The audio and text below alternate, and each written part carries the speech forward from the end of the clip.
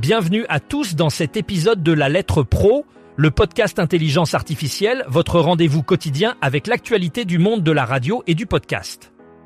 Je suis Brulatour, votre hôte, et aujourd'hui nous allons plonger dans les événements qui façonnent l'industrie audio. Nous sommes à l'épisode 77 de notre première saison. Commençons notre exploration avec un événement majeur pour les professionnels et passionnés de l'audio, le Congrès international de la radio. Cet événement incontournable se tiendra les 15 et 16 novembre 2024 à Barcelone. Sous le thème « Présent et futur de l'audio », ce congrès promet une immersion complète dans les grandes tendances qui façonnent notre industrie. L'événement s'articule autour de plusieurs conférences, tables rondes et présentations menées par des experts. Il s'agit d'une occasion unique d'explorer les enjeux technologiques, économiques et créatifs auxquels font face les acteurs de la radio et des médias audio aujourd'hui. L'un des moments forts de ce congrès sera la conférence inaugurale par le célèbre journaliste et présentateur Iñaki Gabilondo. Prévue pour le 15 novembre à 9h15, cette conférence offrira une vision unique sur les défis et opportunités de l'audio à l'ère numérique. Un rendez-vous essentiel pour bien commencer le congrès. Parmi les autres temps forts, ne manquez pas la session Radio et musique, nouveau modèle de consommation avec Gaël Sanker, directeur de la programmation du groupe Énergie. Cette table ronde, prévue pour le 15 novembre à 15h30, abordera comment la radio peut rester compétitive face à la montée en puissance des plateformes de streaming. Le 16 novembre à 11h45, Philippe Chapeau animera une discussion sur l'avenir des radios locales. Cette session se concentrera sur les défis technologiques de la radio de proximité, un média vital pour de nombreuses communautés, et les contraintes auxquelles ces radios doivent faire face dans un monde de plus en plus numérique. Un autre rendez-vous à ne pas manquer est la session sur l'audio et l'intelligence artificielle, défis et opportunités. Animée par Anna Ormaechea le 16 novembre à 9h, cette session explorera comment l'intelligence artificielle transforme la création de contenu et personnalise l'expérience auditeur, tout en soulevant des questions éthiques importantes. Enfin, pour ceux qui s'intéressent à la manière dont la radio peut séduire les jeunes générations, une session dédiée à nouvelles narrations pour attirer les jeunes se tiendra le 15 novembre à 15h30. Avec Martin Spinelli et d'autres spécialistes des médias numériques, cette discussion explorera les nouvelles formes narratives et les stratégies pour adapter le langage de la radio à un public jeune et connecté. Depuis le 1er octobre, 13 nouvelles radios ont commencé à émettre en DAB+ à Lens et dans son arrondissement. Ce développement est le fruit d'un effort collectif de ces 13 stations qui ont uni leurs forces pour établir un nouvel émetteur avec l'accord de l'Autorité de régulation de la communication audiovisuelle et numérique, connue sous le nom d'Arcom. Ce projet ambitieux a donné naissance à un multiplex local baptisé BLAD, regroupant les villes de Béthune, Laon, Arras et Douai.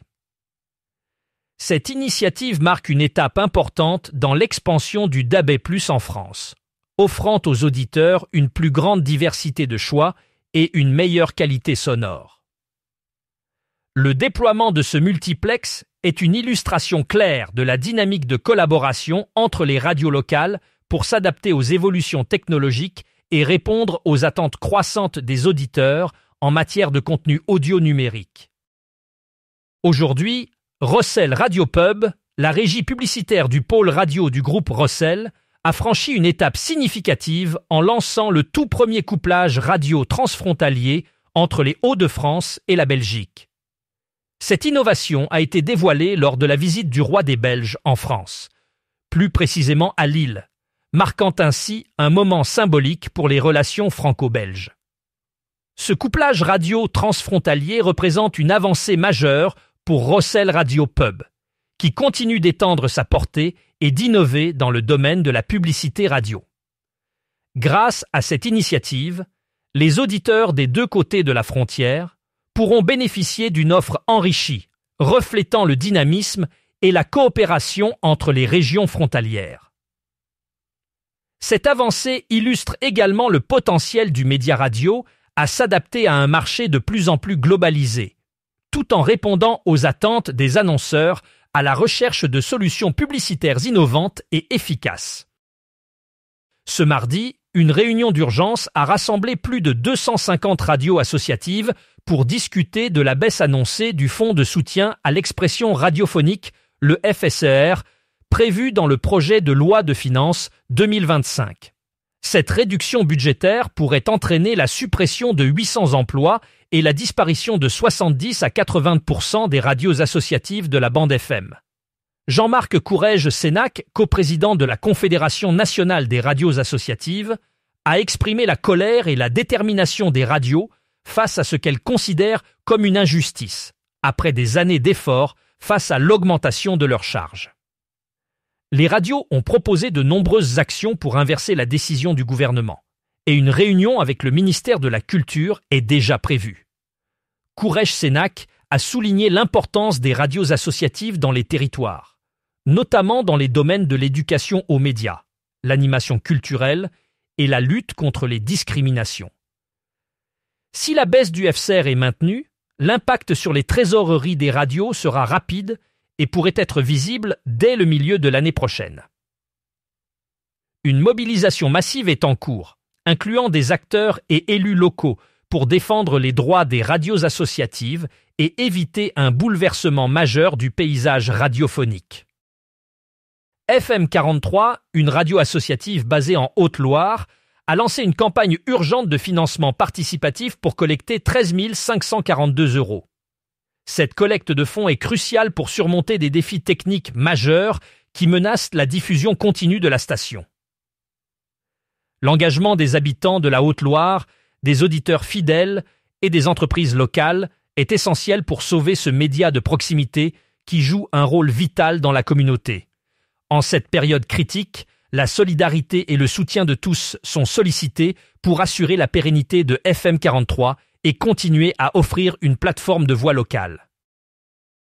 Avec l'essor de l'intelligence artificielle, les artistes-interprètes se trouvent à la croisée des chemins, confrontés à des défis sans précédent qui bouleversent leur métier. Une étude récente menée par l'ADAMI, l'organisme de gestion des droits des artistes, a mis en lumière un mélange d'inquiétude et de nécessité pour une régulation stricte afin de protéger l'intégrité et les droits des créateurs.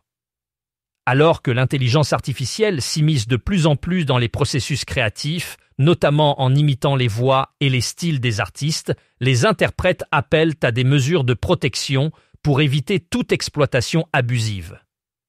L'étude souligne également l'importance de sensibiliser le public et les décideurs politiques à l'impact potentiel de ces technologies sur l'industrie musicale. Les artistes sont à la recherche de solutions pour garantir que l'innovation technologique ne se fasse pas au détriment de leur travail et de leur reconnaissance. Cette situation appelle à un dialogue urgent entre les artistes, les développeurs de technologies et les législateurs pour établir des cadres éthiques et juridiques adaptés à cette nouvelle ère numérique. Radio France a récemment consolidé son engagement envers le sport en signant 2 partenariats majeurs avec le Vendée Globe et Amaury Sport Organisation, organisateurs de courses cyclistes emblématiques telles que le Tour de France. Après avoir captivé ses plus de 14 millions d'auditeurs quotidiens durant les Jeux olympiques et paralympiques de Paris 2024, Radio France continue de promouvoir les valeurs sportives à travers ces événements prestigieux. Nathalie Iannetta, directrice des sports de Radio France, a souligné que les grands événements sportifs, au-delà des performances, sont de puissants vecteurs de rassemblement populaire. Elle a ajouté que le service public se doit d'être présent lors de ces compétitions, qui véhiculent non seulement des émotions, mais révèlent aussi des histoires de territoire et de culture. Radio France s'engage ainsi à partager avec son audience la ferveur de ces compétitions, renforçant son rôle dans la diffusion de la culture sportive et son impact sur la société. NRJ se prépare pour la 26e édition des NRJ Music Awards, qui se tiendra le 1er novembre 2024 à Cannes, en organisant une série de concerts exclusifs dans 4 villes de France. Ces concerts, intitulés Concert Before Energy Music Awards 2024, offriront aux fans une occasion unique de célébrer cet événement avec leurs artistes préférés avant la cérémonie officielle. Les concerts auront lieu dans des lieux emblématiques à travers le pays, permettant aux fans de vivre une expérience musicale immersive et inoubliable. Cette initiative vise à renforcer l'engagement de Energy envers ses auditeurs en créant des moments de partage et de plaisir autour de la musique live. Les fans peuvent s'attendre à des performances exceptionnelles de certains des plus grands noms de la musique actuelle. Cette série de concerts avant la cérémonie principale souligne l'importance croissante des événements live dans la stratégie de Energy pour connecter les artistes et leur public tout en célébrant la diversité et la créativité musicale. Passons maintenant au classement Le Radio Buzz 40, une initiative innovante de la lettre pro de la radio. Ce classement se distingue par son approche unique. Il est calculé à partir des diffusions sur plus de 200 radios, mais ne prend pas en compte l'audience de ces stations. En effet, chaque programmateur a une voix, ce qui donne la priorité à l'humain sur la machine et les algorithmes. Cela permet de mettre en avant des choix musicaux basés sur la passion et l'expertise des programmateurs plutôt que sur les données d'écoute. Cette méthode de classement met en lumière l'importance du rôle des programmateurs dans le paysage radiophonique, leur permettant de montrer leur influence sur la scène musicale. C'est une célébration de la diversité musicale et de l'originalité, où chaque voix compte. En partenariat avec la lettre pro de la radio, ce classement offre une perspective nouvelle et rafraîchissante sur la manière dont la musique est promue à travers les ondes. Les dernières éditions de Le Radio Buzz 40 révèlent des entrées spectaculaires et des progressions impressionnantes, ainsi que celles qui ont malheureusement chuté. Ces mouvements dans le classement captivent non seulement les professionnels de l'industrie, mais aussi les auditeurs, qui sont toujours curieux de découvrir quels morceaux dominent les playlists des radios. Pour découvrir les détails complets, n'hésitez pas à consulter les publications récentes de la lettre pro de la radio. C'est ainsi que se termine notre épisode du jour.